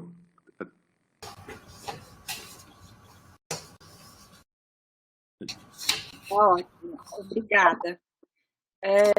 Agora eu tenho uma pergunta para o Rodrigo. Vou achar aqui. A Juliana Sampaio Silva, ela pergunta se os hormônios femininos poderiam desacelerar os sintomas da doença e se o estrógeno poderia ser utilizado como uma proteção e tratamento ou somente tratamento. Bom, obrigado, Juliana, pela pergunta. O estrógeno, o que a gente tem feito até agora, né? A gente está fazendo os ensaios in vitro, né? É bom sempre deixar claro que todos esses ensaios que a gente está fazendo in vitro para ver se tem alguma proteção no sentido de aumento da viabilidade das células, ou seja, as células vão morrer menos por conta da infecção do vírus, ou diminuição da carga viral seria a quantidade de vírus que a célula está produzindo ao ser infectada, né? Então, essa etapa a gente está iniciando, né? Então, seria esses ensaios, como fala? Ensaios in vitro, ensaios iniciais, né? Para depois se passar para a próxima etapa, que seria o uso de animais, depois testes clínicos. Mas como que eu te mostrar para você, já tem alguns ensaios clínicos em andamento, né? De fase 2, com aqueles patches, né? Daquele adesivo, para se ver se tem alguma efetividade. Então, a ideia, a nossa ideia, assim, né? Conversando com os professores da USP, lá, que eu mostrei para vocês o trabalho da Clinics, essa ideia de usar o estrógeno como um adjuvante, talvez isso aí seria algo interessante na terapia. Claro que isso aí precisa ser testado primeiro, né? Ninguém vai sair usando estrógeno aí, né, na terapia, não é essa a ideia, não. A gente está falando que tem muitas evidências de que os estrógenos poderiam estar agindo aí, talvez como adjuvantes nessa terapia, tá? Por modular a resposta inflamatória, e em outros vírus também por modular aspectos da replicação do vírus dentro da célula mesmo. Mas isso aí precisa ser testado primeiramente, né? Rodrigo, obrigada. Agora uma pergunta para a Roberta. Na verdade, eu vou juntar duas, que foi a mesma pessoa, a Juliana Sampaio Silva, que perguntou. Primeiro, ela pergunta se por CRISPR seria possível combater o vírus antes que ele se espalhasse e causasse sintomas graves, e se mesmo com as mutações que eventualmente ele tenha, se o sistema do CRISPR e Cas9 ou 13, né, que você mostrou, se poderia reconhecer esse vírus mutado como alvo. Uhum. Não, excelente. Na verdade, o que eles propõem, os pesquisadores, é algo preventivo, né? Então, justamente para não chegar a causar infecção. Lógico que isso precisa ser testado, né? Enfim, mas é o que eles acreditam e é a ideia, né, do artigo.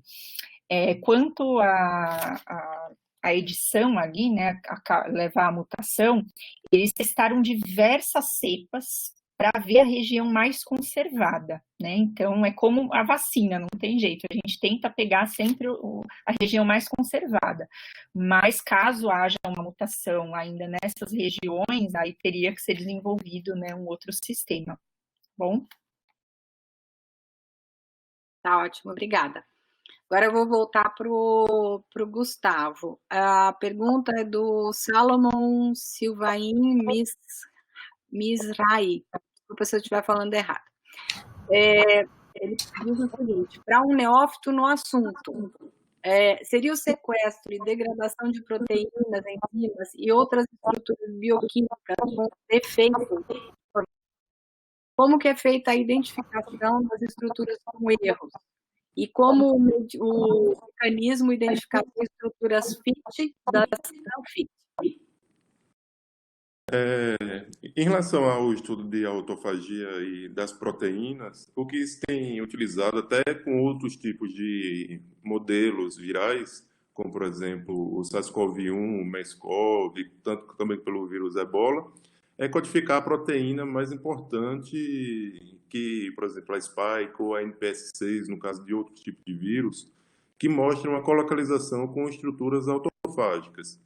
Então, como a gente faz esses modelos? Ou faz um modelo que mimetize a doença utilizando um vírus inativado ou uma proteína específica para determinado vírus que induza a infecção, que seja um modelo de infecção viral, porém sem a necessidade de utilizar o NB3 para realizar esses experimentos. Posteriormente, se faz a localização através de técnicas de microscopia, em que faz a colocalização com estruturas de autofagossomos. Então, a gente consegue visualizar as estruturas específicas dos autofagossomos colocalizados com o vírus, com as estruturas virais.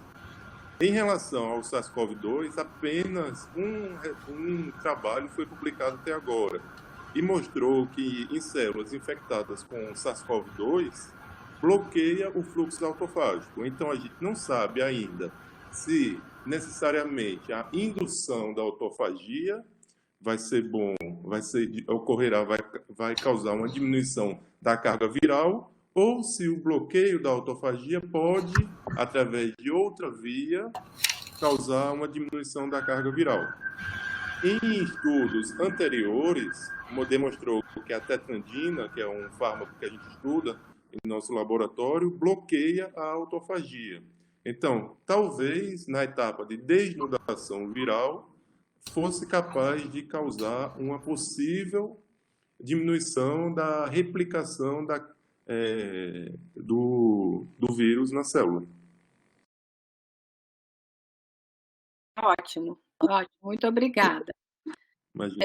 Agora uma pergunta para o Rodrigo, uma pergunta da Juliana Sampaio, se existem trabalhos comparando mulheres grávidas e não grávidas. Ótima pergunta. A gente estava se perguntando isso outro dia também. Né? Michel, tem como compartilhar a tela? Por favor. Aí eu já mostro esse trabalho aqui. Enquanto compartilha, eu vou responder a algumas pessoas que estão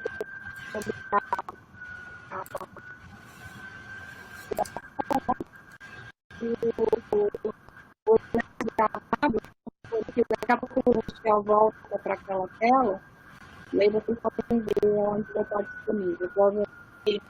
No começo aqui, algumas pessoas às vezes não conseguem, tem um pouco de momentos, né, por causa da transmissão. Pode falar, Rodrigo. Pode falar, tá. A gente encontrou esse trabalho aqui, publicado na New England Journal of Medicine, né? Acho que seria interessante a Juliana consultar essa referência aqui, a gente achou bem legal, né? É um trabalho que foi feito na China, né, em mulheres grávidas, e mostrou também que elas não têm, nesse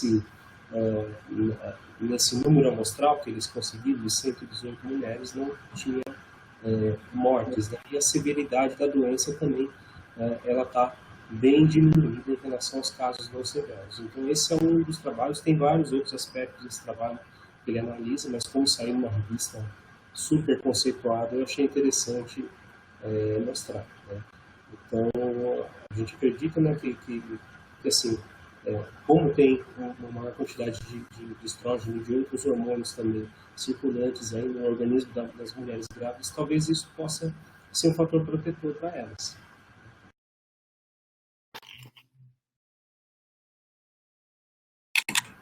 Tá ótimo, obrigada, Rodrigo. Agora uma pergunta para a Roberta, é da Janiele Brenda Souza. Ela te pergunta, em relação à Cas9 e a deleção promovida, né, por ela, seria possível fazer a retirada de uma mutação e, consequentemente, diminuir a replicação do vírus?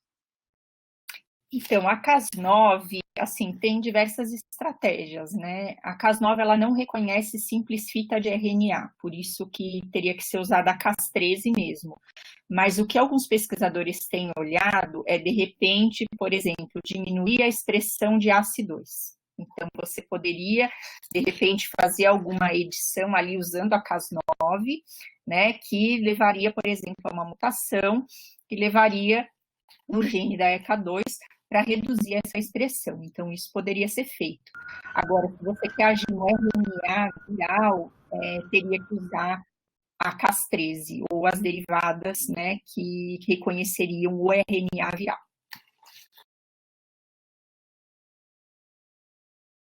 Tá ótimo, obrigada. Vou voltar agora para uma pergunta para o Gustavo.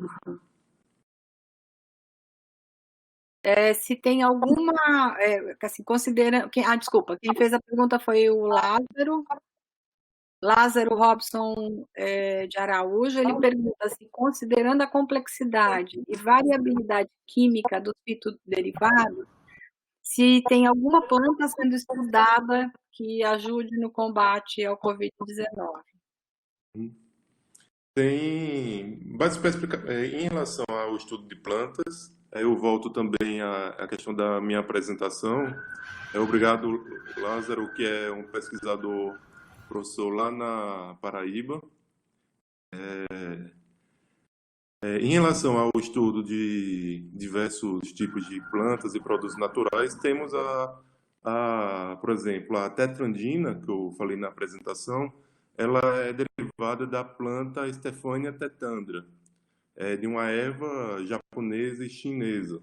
Então, que ela é estudada até com propriedades anti-inflamatórias, vasodilatadoras, e também outros tipos de doenças, como as doenças hepáticas e como também a doença do câncer. Então, isso aí é um possível alvo terapêutico, né? Mas ainda está agora em fase 4, tem estudos avançados para a infecção pelo vírus Ebola.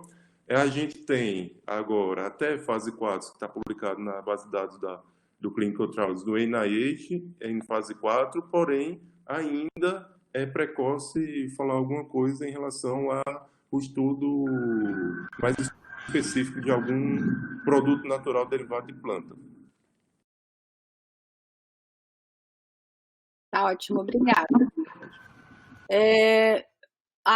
Rodrigo, a Ileana Rubio, né, de Diadema, tinha feito uma pergunta aqui sobre mulheres na menopausa, e logo em seguida você falou sobre isso e ela já se sentiu contemplada com a sua resposta, mas eu não sei se você gostaria de acrescentar alguma coisa. Em relação à menopausa, é aquele estudo que está sendo realizado aí, né, para eles tentarem correlacionar em nível populacional a infecção, né, e essa né, o Covid-19 com a terapia de reposição em mulheres. Então, eles estão desenvolvendo, né, o pessoal os pesquisadores do King's College, eles estão desenvolvendo esses aplicativos para fazer essa análise, né, no nível mais geral. Mas tem, sim, que se estudar, então, por conta dessa diminuição hormonal em relação às mulheres mais jovens. E posso só fazer um parênteses aqui? Claro. Gustavo, e uma outra pergunta que eu tinha visto aqui em relação aos... posso compartilhar a tela novamente? Por favor, Michel. Em relação aos fitoestrógenos aqui, né? E em relação aos fitoquímicos, né, em geral, só para complementar, para mostrar esse trabalho aqui também, que o professor poderia dar uma pesquisada aqui, que ele fala sobre os fitoquímicos, né? Há uma análise em si também, né? Os potenciais terapêuticos aqui, vai envolver uma série de proteínas do SARS-CoV-2 e dentre os compostos a gente tem os fitosteroides, né? A genisteína, por exemplo, e os flavonoides também. Né? Então, só para complementando aí um pouquinho da pergunta do Gustavo, está mais relacionado a essas proteínas do SARS-CoV, mais do que na autofagia. Tá ótimo, obrigada, Rodrigo. Roberta, a Juliana Poltronieri Rolim, ela pergunta sobre a CRISPR-Cas13, né? Se após a terapia com o CRISPR-Cas13, as células do hospedeiro degradariam, né, a Cas13, ou mesmo se esse sistema se manteria dentro das células por um tempo indeterminado. Isso é uma excelente pergunta. Na verdade, isso é um dos grandes problemas, né, dessa terapia com CRISPR, porque se você, isso depende do vetor que você está usando para expressar a Cas13, né? Se você usar um vetor que tenha uma expressão permanente, ela vai ficar sendo expressa ali. Isso é um problema, porque pode gerar off-targets, né? Mas os pesquisadores também têm uma abordagem de trabalhar com a proteína. Então, você coloca, em vez do gene que expressa a Cas13, você coloca a proteína Cas13 para que ela fique ali transientemente e logo depois, né, perca atividade, seja degradada, tá? Então, depende da maneira como você expressa. A questão é, se a gente está pensando numa terapia, né, em vivo, é difícil você, né, transfectar uma proteína em vivo. Então, tem ali, né, uma faca de dois gumes mesmo, né? Então, a gente precisa ficar atento, talvez utilizar um vetor com uma expressão transiente, para que, né, não fique muito tempo sendo expressa essa proteína Cas. Obrigada. Tem agora, Gustavo, tem várias perguntas sobre cloroquina e hidroxicloroquina, né? Então, deixa eu só tentar juntar aqui. Uma delas é uma pessoa que relata que alguém da família tem lúpus e toma já a hidroxicloroquina há muitos anos. Primeiro, se isso conferiria alguma imunidade ao vírus, ou se ajudaria, né, a não contrair, ou a debelar o vírus mais rapidamente. O outro é da Patrícia Sartorelli, desculpa, ela pergunta, considerando que as estruturas químicas da cloroquina e hidroxicloroquina, se teria alguma característica que colaboraria para a inibição da replicação viral. Sendo assim, se poderiam ser feitos estudos com análogos dessas substâncias. E aí, mais uma ainda, referente à hidroxicloroquina, do Salomon, se haveria algum acompanhamento das pessoas que tomam, né, a hidroxicloroquina regularmente, para reumatismo, malária, e que é bem relacionado com a primeira, né, que diz que a familiar que toma cloroquina porque tem lúpus, né? Deu para entender? Isso. Muito obrigado pelas perguntas. É um tema realmente interessante, essa questão da cloroquina e da hidroxicloroquina. A hidroxicloroquina é mais potente, nos estudos mostraram que seria mais potente em relação à cloroquina. Se a gente pensar em relação de mecanismo de ação da cloroquina, tem uma base teórica fundamentada em relação ao sistema endolizossomal, o sistema autofágico, que isso tudo vai contribuir, como mostrei na apresentação, ou para a síntese da proteína ECA, que vai para a membrana plasmática, para ser, então, ajudar na infecção dos novos vírus, através da interação com a spike protein e com a ECA2. Então, a autofagia, tanto a autofagia como a via endossômica, endolisossomal, pode contribuir tanto para a síntese, como também para o processo de desnudação. Se a gente pensar de maneira teórica, a cloroquina inibe tanto esse processo de desnudação, ele diminui o processo de desnudação do vírus e liberação do RNA viral para a célula do hospedeiro, como também pode inibir o aumento da expressão da proteína ECA2 na membrana plasmática. Porém, isso tudo foi verificado algumas evidências, embora que várias evidências foram contestadas com a partir de outros trabalhos, e que demonstraram que na evidência clínica a cloroquina não teria um efeito específico e que poderia ter um efeito maior benéficos em detrimento dos seus efeitos colaterais já conhecidos para o paciente da COVID-19. Então, a cloroquina foi estudada amplamente para ser um antimalárico ou para tratamento com indicação para lúpus ou doenças autoimunes. Porém, para a COVID-19, ocorreu essa corrida contra o tempo para tentar verificar a eficácia da cloroquina, da hidroxicloroquina em pacientes diagnosticados com a Covid-19, porém não houve uma eficácia benéfica em relação a esses pacientes diagnosticados. Vale a ressalva que esses pacientes com a Covid-19, que hoje se sabe que apresentam um quadro mais grave, pode ter, não são todos, podem ter também várias comorbidades em relação a cardiovasculares.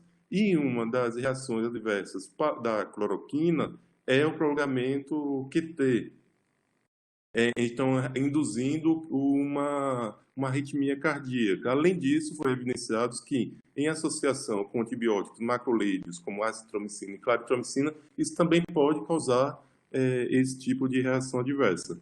Então, eu não sou clínico, sou farmacologista, mas experimental, de farmacologia básica, e a gente estuda o mecanismo de ação. Porém, a parte clínica de acordo com a conduta médica específica respaldada em base científica. Então, com isso, a gente ainda não sabe se realmente a cloroquina, ou sabe até baseado no quadro clínico dos pacientes, que a OMS até suspendeu a questão das pesquisas relacionadas com a cloroquina, mostrando que realmente não tem um benefício no quadro clínico de vários pacientes, a partir desse estudo da Lancet, envolvendo mais de 96 mil pacientes. Ótimo, muito obrigada, Gustavo. Antes de eu passar a próxima pergunta para o Rodrigo, eu só quero avisá-los que temos muitas perguntas e que provavelmente nós não vamos conseguir responder todas, mas eu estou anotando e eu vou passar para os três um arquivo com todas as perguntas que estão chegando. Eu queria também aproveitar e agradecer a presença da professora Soraya Smiley, nossa reitora, que está assistindo também o webinário pelo streaming, e ela diz que dá os parabéns, que muito pertinente e excelente essas apresentações no âmbito da farmacologia celular e molecular, e como é importante mostrar como os fármacos precisam ser estudados, né, para verificar se eles podem ajudar ou prejudicar durante a infecção de um novo coronavírus. Nossas ações baseadas em evidências e na ciência. Parabéns à própria GPQ pela organização. Muito obrigada, Soraya, pela presença. Então, agora mais uma pergunta para o Rodrigo. É uma pergunta da Priscila Matsumoto, né, que também foi nossa egressa. A Priscila pergunta se a reposição do estrógeno durante a menopausa é parecido com a pergunta que a Eliana tinha feito, né? Só que aí mais no caso de reposição realmente mais específico. E se, Rodrigo, você pensou em avaliar isso no projeto? Quer dizer, você já mostrou para a gente, né, o trabalho que está publicado, mas ela quer saber se você vai fazer isso também. E vou aproveitar e já incluir uma pergunta do Joel Machado, se os androgênios podiam ser responsáveis por exacerbar a infecção, né, no Covid-19 nos homens, e se existem estudos sobre os inibidores androgênicos. Obrigado pelas perguntas, Priscila. Primeiramente, aí, a gente não pensou em nenhum ensaio de reposição hormonal, ensaios clínicos, porque a gente faz a farmacologia básica, né, como o Gustavo contou bem, e a professora Soraya também. Então, a gente vai fazer os tratamentos como se fosse uma reposição, né, na verdade, nas culturas celulares, mas que não são de mulheres em menopausa, são diversos tipos celulares que nós estamos testando para saber qual desses tipos celulares vai responder melhor a essa questão hormonal, além da infecção viral. Então, vai ser essa abordagem que a gente vai ter. Possivelmente, algum tipo de reposição possa ter algum efeito, né? É o que os pesquisadores da Inglaterra estão fazendo aí nesse estudo de avaliar se as mulheres que estão tomando reposição hormonal elas podem ter alguma proteção, né? Então, seria mais um estudo clínico e um estudo também epidemiológico. Já na pergunta do Joel, eu tinha mostrado algumas evidências anteriores, né, principalmente daquele artigo que é liderado pelo Stanley Bellman, né, dos Estados Unidos, que ele mostrou que os androgênios eles não teriam efeito na diminuição dessa proteção. Os androgênios eles podem também ter algum efeito pró-inflamatório, né,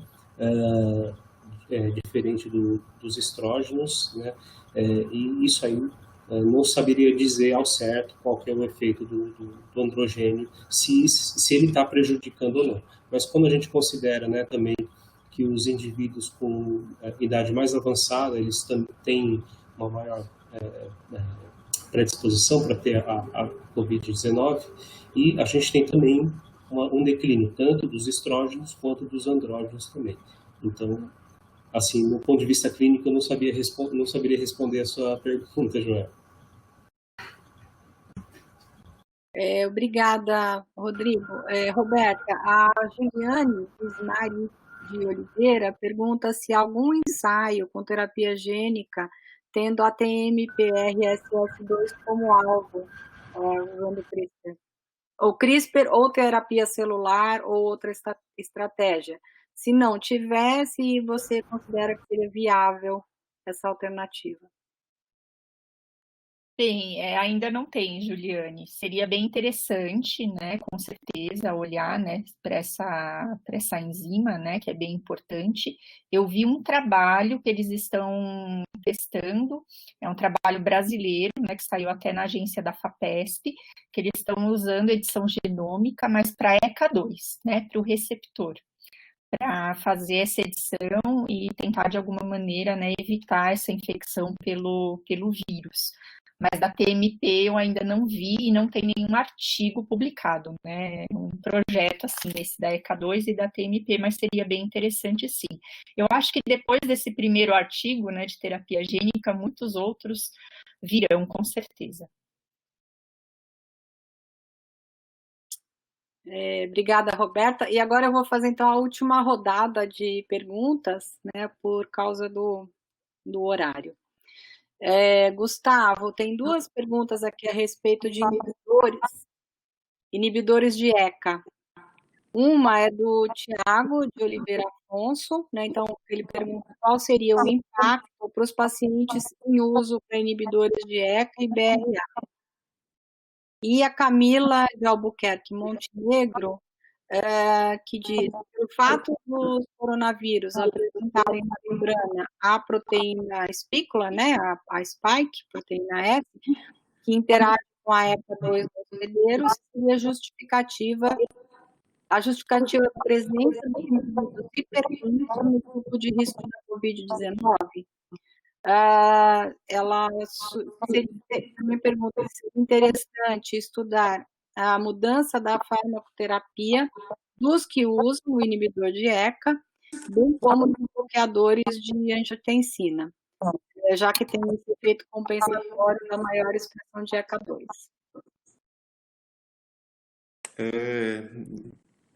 Inicialmente, vários estudos foram... Muito obrigado a todos pelas perguntas relacionadas com inibidores de ECA e bloqueadores receptores de angiotensina. Realmente, se a gente for pensar, tem até uma hipótese relacionada com um estudo mostrando, será que inibidores da ECA, por exemplo, da ECA2, poderia causar uma superexpressão desses receptores na superfície da célula hospedeira e aumentando ainda mais a infectividade das células pelo SARS-CoV-2? Os estudos até agora, basicamente in vitro, demonstraram que não teria basicamente um aumento em potencial da infecção das células in vitro, ou seja, em pacientes hipertensos que usam de maneira contínua esses medicamentos, não haveria um risco a mais na questão da infecção pelo SARS-CoV-2.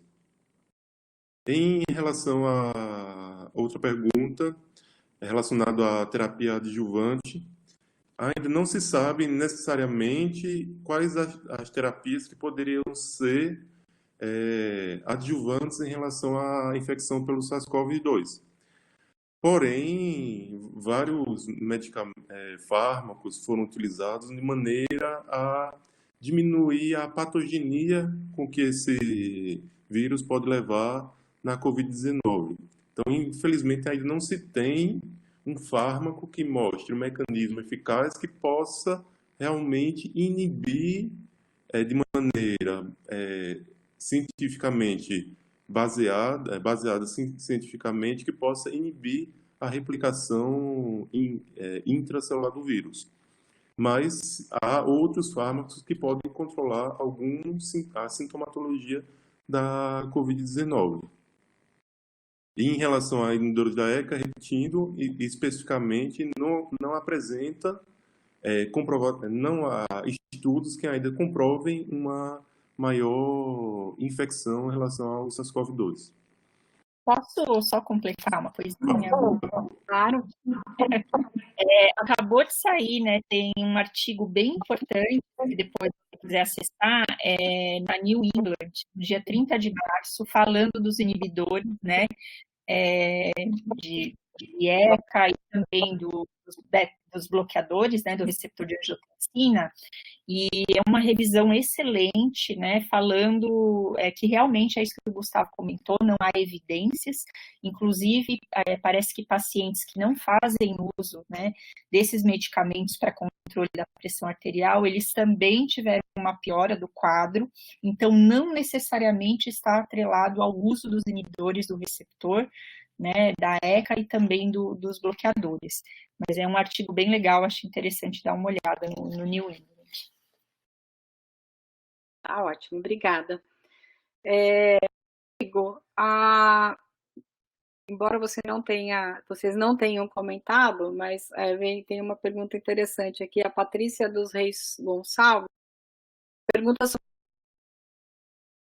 poder de medicamento, uma vez que ela regula o metabolismo mitocondrial.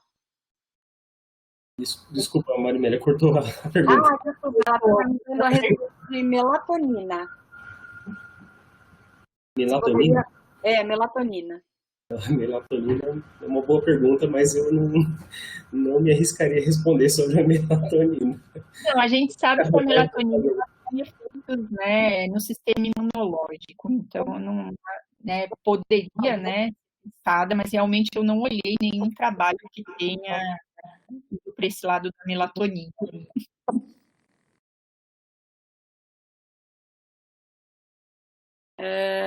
E acho que a última pergunta é agora para a Roberta, é da Priscila Carlisto.